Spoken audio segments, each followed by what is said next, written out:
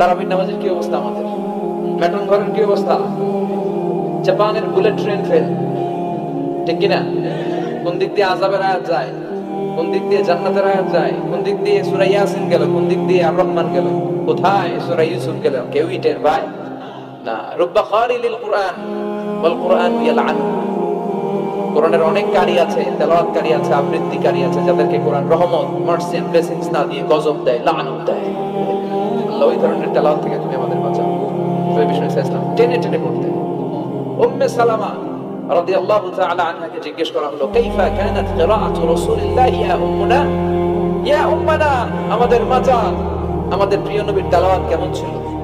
উম্মে সালামা বললেন, কানা রাসূলুল্লাহ ইউকাত্তিউ বাইনা কিরাআতিহি আয়াতান আয়া, আল্লাহ রাসূল সাল্লাল্লাহু আলাইহি ওয়াসাল্লাম এক আয়াত করে থেমে থেমে কোরআন তেলাওয়াত করতেন। পড়েন সুবহানাল্লাহ। এক আয়াত পড়তেন, থামতেন, আবার আরেক আয়াত শুরু করতেন, আবার আরেকটা আয়াত পড়তেন, আবার থামতেন, আরেক আয়াত শুরু করতেন। প্রতিটা অক্ষর, প্রতিটা উচ্চারণ কেটে কেটে দেখা যেত, বোঝা যেত। চিল্লায় পড়েন আল্লাহু আকবার। কথা বলেন, জট লাগায় নাকি জট খুলে দেয়? আলহামদুলিল্লাহ পড়েন। এজন্য কোরআনের সাথে যেন আমরা সম্পর্ক বাড়াই। We should increase the attachment with the holy book Quran. যতই সম্পর্ক বাড়াবেন, আপনার মর্যাদা বাড়াবে কে? সম্মানিত ভাইরা, খেয়াল করে বুঝবেন, সাইয়েদনা জিবরীল আলাইহিস সালাম এই কোরআন নিয়ে পৃথিবীতে এসেছিল, তাই তিনি হয়েছেন শ্রেষ্ঠতম ফেরেশতা।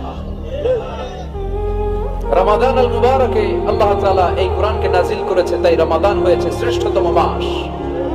বিশ্ব নবীর উপর আল্লাহ তাআলা এই কোরআন নাযিল করেছেন, তাই তিনি হয়েছেন বিশ্ব নবী।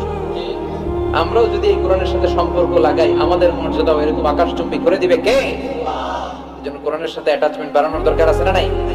প্রতিদিন যেন আমরা কোরআন তেলাওয়াত করি, প্রতিদিন যেন কোরআনের বঙ্গানুবাদ পড়ি। যা বলা সব বলা হয়েছে, নতুন করে আল্লাহ কিছু বলবে না। এজন্য কোরআন থেকে নূর নিয়ে যেন আমরা নিজেদেরকে আলোকিত করি। কোরআনের একটা নাম হচ্ছে নূর, একটা নাম কি? লিতুখরিজান নাসা মিনাল যুলুমাতি ইলান নূর। এই কোরআনকে আমি পাঠিয়েছি অন্ধকারাচ্ছন্ন মানুষগুলোকে আলোর পথে নিয়ে যাওয়ার জন্য। কোরআন মানুষকে আলোকিত করে, কোরআন মানুষকে জাহালাত, অন্ধকার শিক্ষা দেয় না। এজন্য আসুন কোরআনের সাথে সম্পর্ক বাড়াই এবং নিজেদেরকে আলোকিত করি। আর এই কোরআনের যেখান দিয়েই আমরা কথা শুনি না কেন, বরকত আছে না নাই? লা তুহসা আজাইব ওয়া লা তাবলা গরাইবুহু ফীহি মাসাবিহুল হুদা ওয়া মানারুল হিকমা। কোরআনের আশ্চর্যান্বিতার কোনো শেষ নাই, কোনো শেষ নাই। যতই করবেন ততই আশ্চর্য হবে। সুবহানাল্লাহ বলবেন না? ওয়া লা তাবলা গরাইবুহু, এটা কখনো পুরাতন হবে না, জীর্ণ শীর্ণ হবে না। সূরা ফাতিহা যারা আমরা পড়েছি লক্ষ লক্ষ বার, যাদের বয়স 50 কিংবা 60, কত লক্ষ বার সূরা ফাতিহা পড়েছি, কোনো হিসাব আছে?